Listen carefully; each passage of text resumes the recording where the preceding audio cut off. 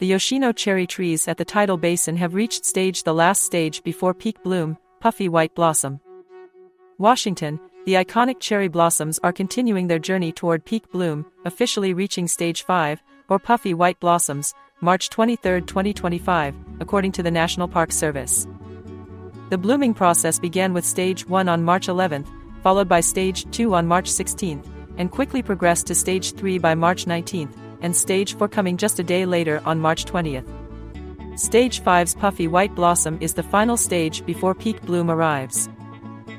In comparison, the cherry blossoms followed a different timeline in recent years.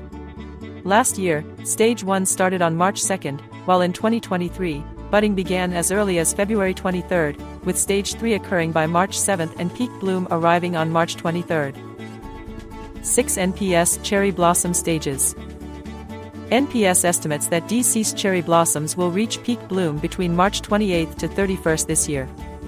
The 6 tracked stages of bloom progression are: green bud florets, visible extension of florets, peduncle elongation, puffy blossom, peak bloom.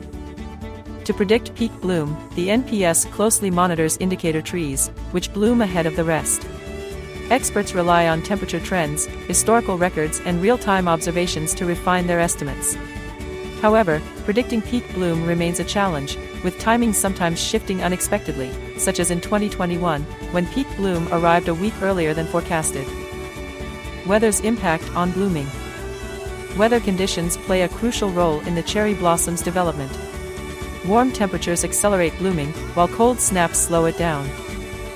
The earliest recorded peak bloom was on March 15, 1990. The latest peak bloom occurred on April 18, 1958, due to prolonged cold weather. In 2017, a late freeze between March 14 and 17 damaged nearly half of the blossoms, despite peak bloom arriving on March 25.